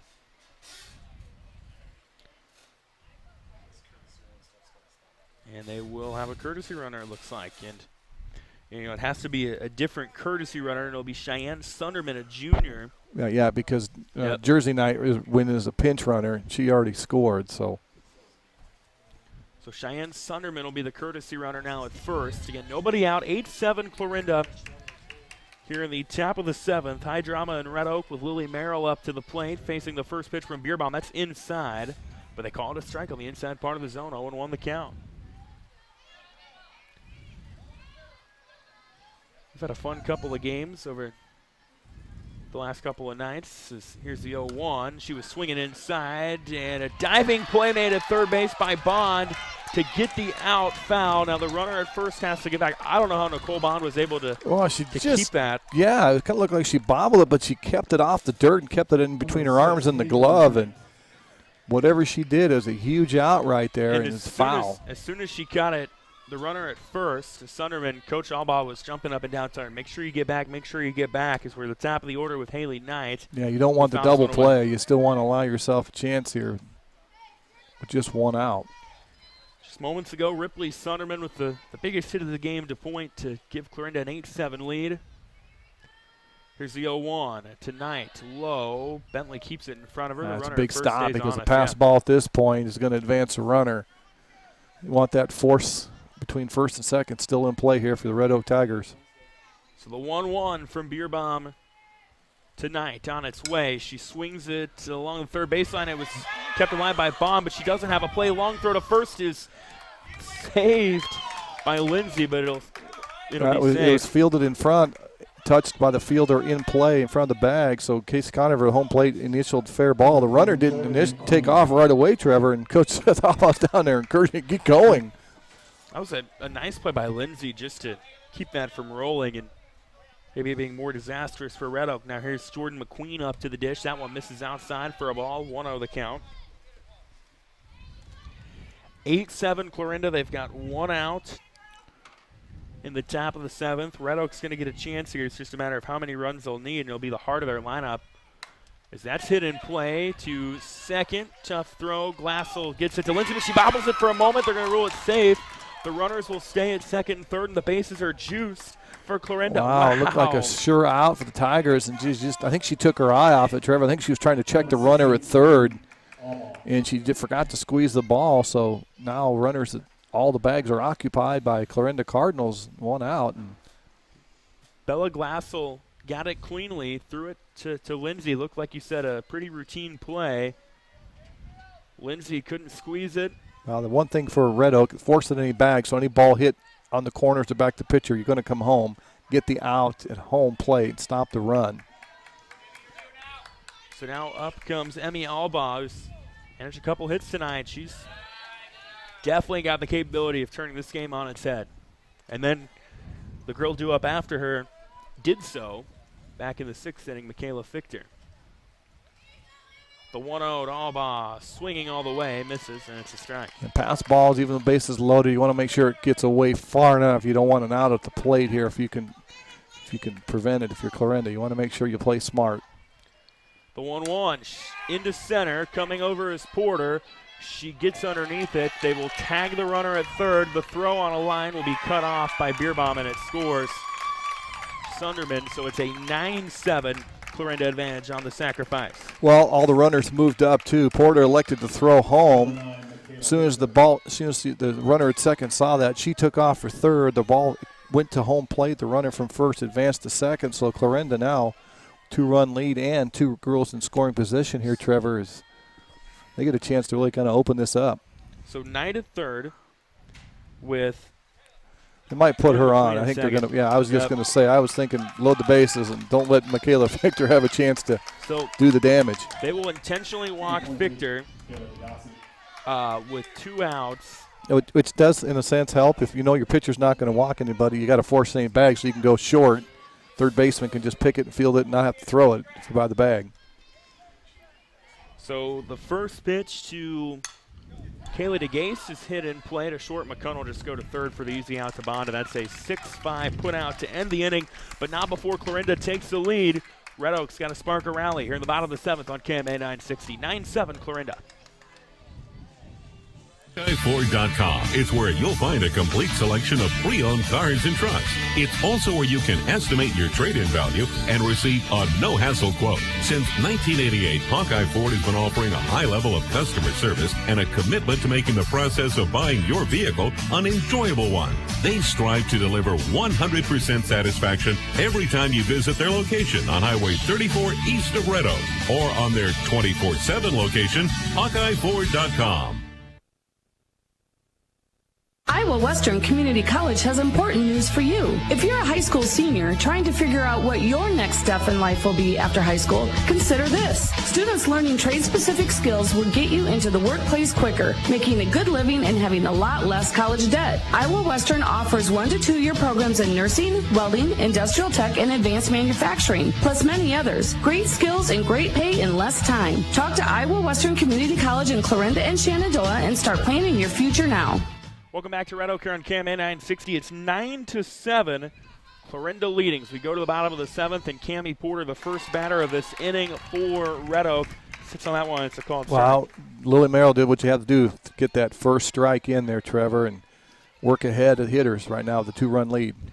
It's Cammie Porter, Timberly Bentley, Emma Bierbaum due up in this inning for Red Oak. The first one is a liner back to Merrill, who scoops it to first to Job in time for the out. There's one gone. Wow, I tell you what, I've been impressed with her. She's battled all night, Trevor. Looked like, she had that rough second and third inning. You thought, well, how's she going to respond? Well, she's responded very nicely by throwing strikes, making plays, and gets the first big out there in the bottom of the 7th. Comes Timberly Bentley. She reached on air tonight. Now, Coach Seth Allbaugh told me the other day they were going to have to scratch runs all year, and they've done that tonight. We'll see if it pays off. They found ways. They've probably got 5 of their 9 runs, I think, on 2 outs tonight, Trevor.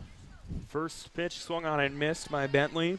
Big play. Count. You don't want Emma Bierbaum to come up with somebody on base here. She's got the potential to go outside the fence, too, and go yard. Here's the 0-1. They've scored 7 in the 5th, 6th, and 7th innings. That one misses outside. Gets by the catcher, Sunderman, but no harm, no foul with nobody on. Bentley right now, you're thinking, let's just find a way to get on. Whether it be hit by pitch, a walk, an error, a hit, do whatever you can. Get on base and put the tying run to the plate. So the 1-1 on the way. That's hit in play to first. It's fielded by Allbaugh. She'll run over and tag the bag as Job was playing it as well. We're down to our final out of the 9th. Well, good job right there. She got it cleanly, knew what to do. The first baseman had gone away from the bag, so she didn't hesitate, Trevor. She ran right to the bag, got that second out, and Clarinda 1 out away from a come-from-behind victory here on the road tonight. Emma Bierbaum up to the dish. Pitcher against pitcher. Potentially the final batter of the night. First pitch from Merrill is outside for a ball. 1-0 the count. Bierbaum got things going early in the game for the Red Oak Tigers. She had that 2-run single, I believe, and then she had another RBI, and she's looking just to find a way to get on and extend this game. The 1-0 with 2 away. Foul back to the fence. It's now a 1-1 count. But Lily Merrill has really done a good job here of late, Trevor. Throwing a lot of strikes and just moving the ball around slightly and kind of really making it hard for the Red Oak hitters to kind of gauge where the pitch is coming from. Here's the 1-1 from Merrill to Bierbaum. Just outside for a ball. Makes it a 2-1 count. If you're Clarinda right now, what you don't want to do is give a free walk. Make her earn it for a hit, but trust your defense behind you. They've been pretty good tonight. 2-1. Hit in play to center. Back is McQueen, and this one will go in the books as a 9-7 Clarinda winner. They score 7 runs in the 5th, 6th, and 7th. Michaela Fichter gave them the lead. Red Oak clawed back. Clarinda played at 2 in the 7th, and the Cardinals are at 500 through 6 games. Take a break. Back to wrap things up here in a moment on KMA 960. America is choosing to be a healthier nation.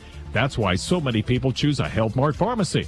Health Mart pharmacies are locally owned and offer a full range of vitamins, non-prescription medicines, cold remedies, and convenient items for you and your family. And when it comes time to have a prescription filled, you can always count on your Health Mart family pharmacy to do it right. Take your next prescription to Oakland Pharmacy in Oakland, a locally owned Health Mart pharmacy. Health Mart, caring for you and about you. Why choose Malvern Bank? Because Malvern Bank is an education bank. Malvern Bank provides online informative resources and teaches folks like me financial literacy. Malvern Bank takes the time to answer your money questions on the phone, in person, or online. As an education bank, we want our customers to be mindful about money. To become a Malvern Bank customer, visit their website at malvern.bank and be sure to follow them on Facebook and Instagram. Malvern Bank, we build community. Member FDIC. On final tonight in Red Oak, and this one is a 9-7 winner for Clarinda over their Hawkeye 10 conference foe. Brian Bertini had said, Coach Seth Albaugh told me they were going to have to scratch runs. They did that tonight. Well, they did. They fell down 5-2, 6-2 at one time. You thought, okay, is Red Oak going to open this up? But they just found a way to hang around. They scratched a couple runs with 2 outs, got up to 6-5.